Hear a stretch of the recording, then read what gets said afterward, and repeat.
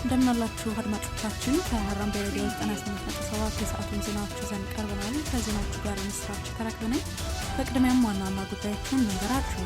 በሳውዲ የፍርድ ሂደታቸው ተቋርጦ ምህረት ያገኙ ዜጎች ወደ ሀገራቸው መመለስ ጀምረዋል ስለመባሉ፣ ከውጭ በሱዳን ወሲባዊ ጥቃት እንደ ጦር መሳሪያ እየዋለ መሆኑን ተመድ ስለማስታወቁ፣ ትራምፕ ያለ ምክር ቤት ፍቃድ ኢራን ላይ ወታደራዊ እርምጃ እንዳይወስዱ ስለመወሰኑና ሌሎችንም ይዘናል። አብራችሁን ቆዩ።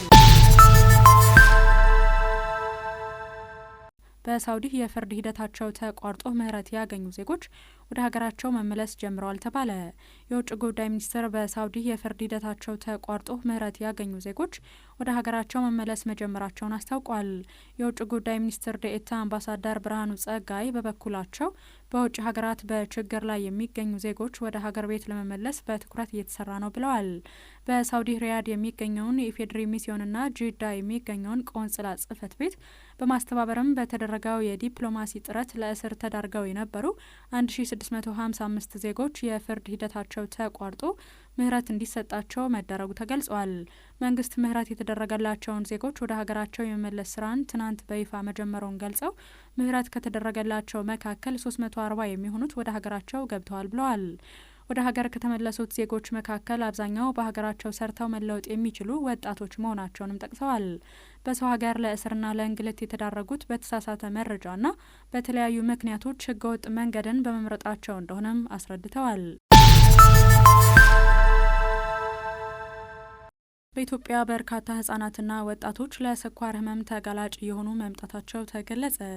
የኢትዮጵያ ስኳር ህሙማን ማህበር በአሁኑ ወቅት በርካታ ህጻናትና ወጣቶች ለስኳር ህመም ተጋላጭ የሆኑ መምጣታቸውን አስታውቋል። የማህበሩ የህዝብ ግንኙነት ባለሙያ አቶ ኤርሚያስ ገብረ ማርያም እንደገለጹት በተለይም አይነት 1 ለሚባለው የስኳር ህመም የሚጋለጡ ህጻናትና ወጣቶች ቁጥር በከፍተኛ ሁኔታ ጨምሯል ብሏል። ይህ ህመም ሰውነትን በቂ ኢንሱሊን ማምረት እንዳይችል በማድረግ በደም ውስጥ የሚገኘው የስኳር መጠን እንዲጨምር ያደርጋል።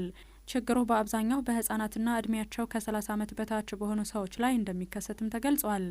ህመሙ ቀድሞ ካልታወቀና ተገቢው ሕክምና ካልተደረገለት ለከፋ የጤና ችግር እንደሚዳረገም የጠቆሙት አቶ ኤርሚያስ ህመሙን አስቀድሞ በመለየት ተገቢውን ክትትል ማድረግ ወሳኝ መሆኑንም አጽንኦት ሰጥተዋል። ቢሮው በበጀት ዓመቱ ከታቀደው ገቢ 45 ቢሊዮን ብር 36 በመቶ ያህሉን ብቻ ማሳካቱን ገለጸ። የመሬት ልማትና አስተዳደር ቢሮ ሊገባደድ በተቃረበው በጀት ዓመት ለመሰብሰብ ከታቀደው አጠቃላይ የገቢ ግብር 45 ቢሊዮን ብር 36.89 በመቶውን ብቻ ማሳካቱን አስታውቋል። ቢሮው ሰኔ 14 ቀን 2018 ዓ.ም በከፍተኛ አመራሮቹ ባካሄደው የ2018 በጀት ዓመት የእቅድ አፈጻጸም ግምገማ እንደገለጸው በበጀት ዓመቱ የገቢ አሰባሰብን ጨምሮ ዝቅተኛ አፈጻጸም የተመዘገበባቸውን ተግባራት ለማካካስ ልዩ ትኩረት መስጠቱን ገልጿል። በዚህም መሰረት የተመዘገበውን ዝቅተኛ አፈጻጸም ለማካካስና የቀረውን ገቢ ለማሳካት የሚያስችል በአመራሩ ልዩ ክትትልና ድጋፍ የሚመራ የ90 ቀን እቅድ ተነድፎ ወደ ተግባር ተገብቷልም ተብሏል። ይህም እስከ ጳጉሜ 5 ቀን 2018 ድረስ የሚቆየው የ90 ቀናት የማካካሻ እቅድ ከመሬት ሊዝ ጨረታ፣ ከአገልግሎት ለውጥ፣ ከመብት ፈጠራና ይዞታ አገልግሎት እንዲሁም በምደባ ከሚተላለፉ ቦታዎች የሚገኝ የሊዝ ቅድመ ክፍያን ጨምሮ ከተለያዩ የገቢ አማራጮች 17.34 ቢሊዮን ብር በላይ ገቢ ለመሰብሰብ መታለሙም ተመላክቷል። በሱዳን ወሲባዊ ጥቃት እንደ ጦር መሳሪያ እየዋለ መሆኑን ተመድ አስታወቀ። በሱዳን እየተካሄደ ባለው የእርስ በርስ ጦርነት ወሲባዊ ጥቃትን እንደ ጦር መሳሪያ በመጠቀም ንጹሐንን የማሸበር ድርጊት በከፍተኛ ሁኔታ መጨመሩን የተባበሩት መንግስታት ድርጅት አስታውቋል። ተመድ ባወጣው ሪፖርት ቢያንስ 838 ሰዎች የጥቃቱ ሰለባ መሆናቸውን ቢገልጽም ትክክለኛው ቁጥር ግን ከዚህ እጅግ ሊልቅ እንደሚችል አመላክቷል። ከተረጋገጡት ጥቃቶች አብዛኛዎቹ የተፈጸሙት በአርኤስኤፍና አጋሮቻቸው በሆኑ ሚሊሻዎች እንደሆነ የተገለጸም ሲሆን የሱዳን ጦርና አጋሮቹ ወሲባዊ ጥቃት በማድረስ ተከሰዋል። የተመድ የሰብአዊ መብቶች ኃላፊ ቮልከር ቱርክ ድርጊቱን የጦር ወንጀልና በሰብአዊነት ላይ የሚፈጸም ጥቃት ሲሉ ጠርተውታል። በተመሳሳይ ዩናይትድ ኪንግደምና 6 የአውሮፓ ሀገራት በኤል ኦቤይድ ከተማ የሚፈጸመው ጥቃት በአስቸኳይ እንዲቆም ጠይቀዋል። በሌላ በኩል አርኤስኤፍና የሱዳን ጦር በሪፖርቱ ላይ እስካሁን አስተያየት አልሰጡም። ከዚህ ቀደም ግን መሰል ክሶችን ማስተባበላቸውም ይታወሳል።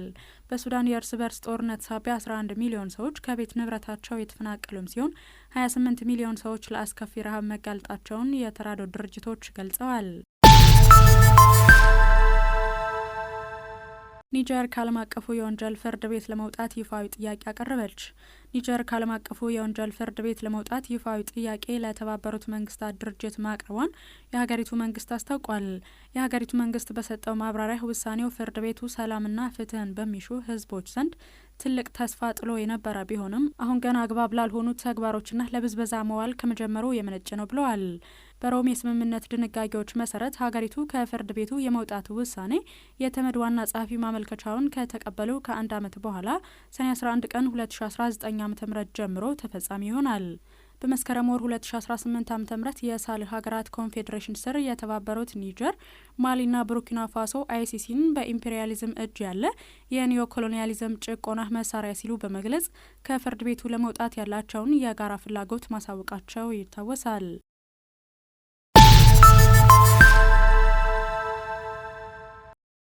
አድማጮች ወደ ዓለም አቀፍ ጉዳያችን እናልፋለን። ትራምፕ ያለ ምክር ቤት ፈቃድ ኢራን ላይ ወታደራዊ እርምጃ እንዳይወስዱ ተወሰነ።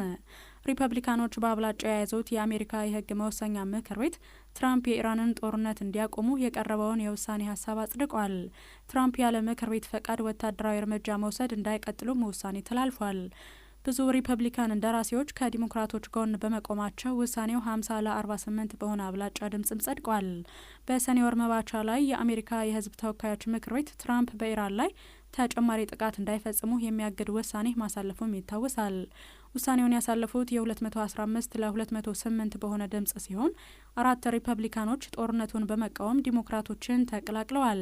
በወቅቱ የዋይት ሀውስ ባለስልጣን የተኩስ አቁም ላይ በመድረሱ የአሜሪካ ወታደሮች እንደሚወጡ ገልጸው ውሳኔው የጸደቀው 2 ሪፐብሊካን እንደራሴዎች በምክር ቤቱ ስላልነበሩ እንደሆነም አክለዋል። ትራምፕ ከኢራን ጋር ጦርነት ለማቆም እቅድ ቢያወጡም ሪፐብሊካኖች አሁንም ጥያቄ ማንሳታቸውን ቀጥለዋል። በአውሮፓውያኑ 1973 ዋር ፓወርስ የተባለው ውሳኔ ከተላለፈ ወዲህ ሁለቱም ምክር ቤቶች የፕሬዝዳንትነት ወታደራዊ እርምጃን የመውሰድ አቅም ለመገደብ ሲወስኑ የአሁኑ ለመጀመሪያ ጊዜ ነው። ዘገባው የቢቢሲ ነው። አድማጮቻችን ከሀራምቤ ሬዲዮ 98.7 ስታደምጧቸው የቆያችሁት የሰዓቱ ዜናዎችን የሚመስሉ ነበር። ዋና ዋና ጉዳዮቹን መለስ ብለን እንገራችሁ። በሳውዲ የፍርድ ሂደታቸው ተቋርጦ ምህረት ያገኙ ዜጎች ወደ ሀገራቸው መመለስ ጀምረዋል ስለመባሉ፣ በሱዳን ወሲባዊ ጥቃት እንደ ጦር መሳሪያ እየዋለ መሆኑን ተመድ ስለማስታወቁ፣ ትራምፕ ያለ ምክር ቤት ፈቃድ ኢራን ላይ ወታደራዊ እርምጃ እንዳይወስዱ ተወሰነ የሚሉና ሌሎች ጉዳዮችን ስነግራችሁ ቆየ። ከዜናዎቹ ጋር የምስራች ተረክበ ነበርኩኝ። የምስራች የምትሰሙበት መልካም ዕለት እንዲሆንላችሁ እንመኛለን። ሌሎች የጣቢያችን መሰናዶዎች መደመጣቸውን ይቀጥላሉ።